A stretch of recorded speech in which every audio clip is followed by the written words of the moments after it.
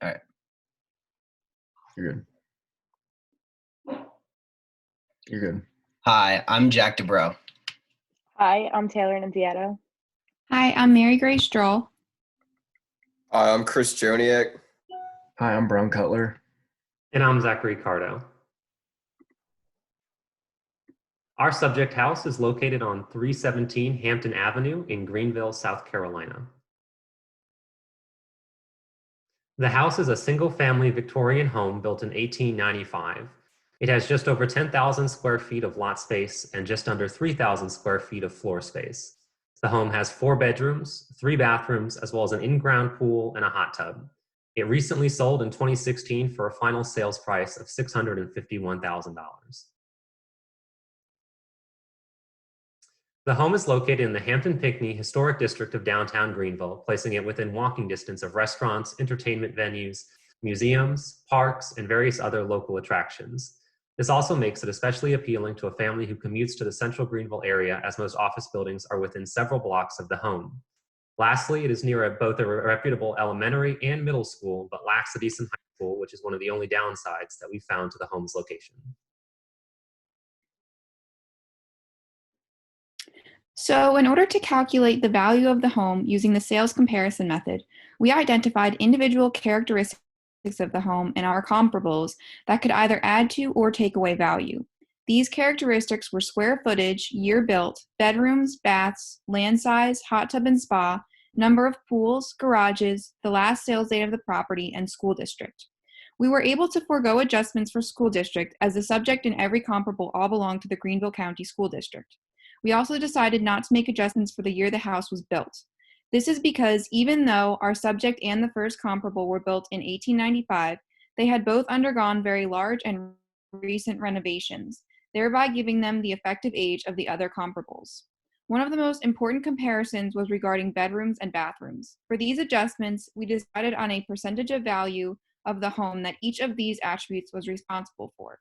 After making the necessary adjustments for all the other categories, we came to an average comparable price of $785,369.57. In order to calculate the replication cost, we used dwellingcost.com, which was able to calculate the average price per square foot of rebuilding this house.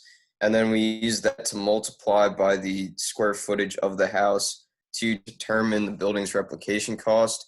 We also added the replication cost of a detached garage, a carport, and the swimming pool.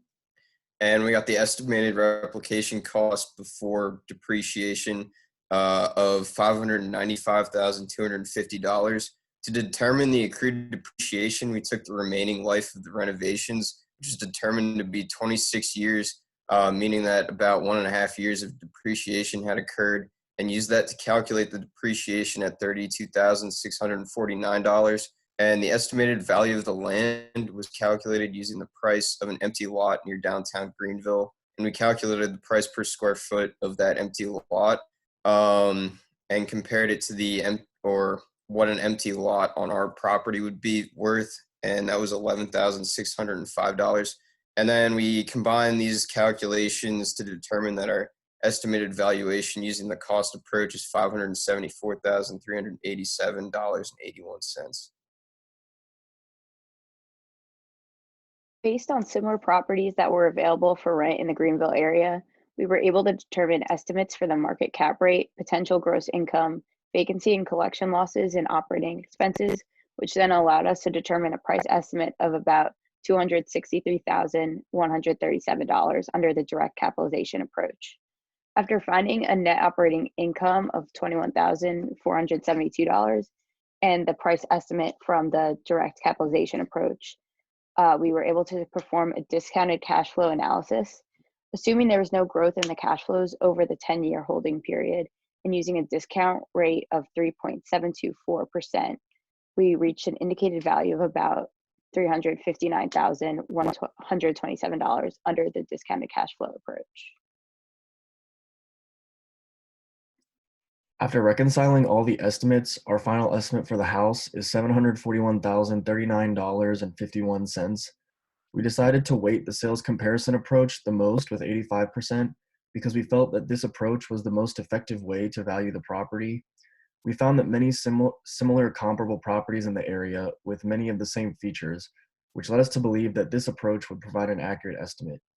We decided to weight the income approaches the least with 5% total because this method is not intended for this type of property.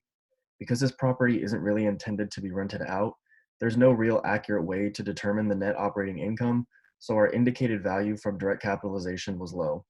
Also, we had to assume that there would be no growth in future cash flows, which led to the discounted cash flow value also being low.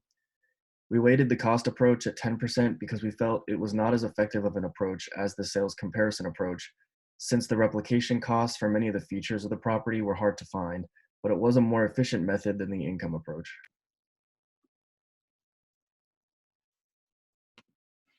The current COVID-19 pandemic is being felt across the world right now. At the time of this appraisal report, well over 1 million people have tested positive for the virus, with almost 75,000 deaths being confirmed. It is in over 204 countries and territories, and it is only more likely that these numbers will continue to multiply in the coming weeks.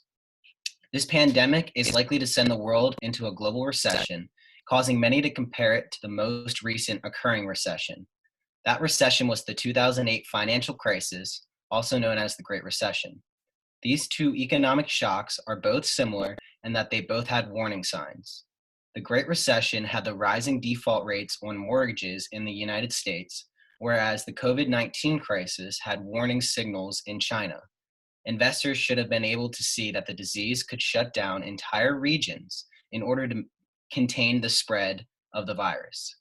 Both economic crises also had stock market sell-offs that wiped away previous record high Dow indexes. This reduced many's buying power as many depended on investment portfolios to help pay for their properties. The current COVID-19 crisis is unique in that it has a health aspect of the virus, which has led many regions across the globe being shut down for the public safety. This has effectively made local economies have to freeze. This has led to many losing their jobs and many companies struggling to pay rent. The federal government's response to this was passing a $2 trillion stimulus package, which is intended to both help individuals and businesses across the country. And it also incentivizes businesses to keep their workers on payroll. The Fed has also slashed interest rates to near zero in response to the COVID-19 panic. The crisis generally has made potential Greenville home buyers wary about buying a house in the current market due to concerns about losing their job or due to investment portfolios not doing so well. Many experts predict that this is going to continue until the virus is mainly eradicated and local economies can open up again once and for all.